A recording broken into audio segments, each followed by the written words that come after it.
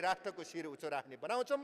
किनभने प्योर गण्डकीबाट मात्रै हामीले नेसनल टिम धेरैचोटि निकालेका छौँ, धेरैचोटि निकालेका छौँ। गण्डकीको खेलाडीहरू देश विदेशमा फैलिएका छन्। विभिन्न क्लबबाट खेल्नमा आउनेमा पनि गण्डकीकै देखिन्छ।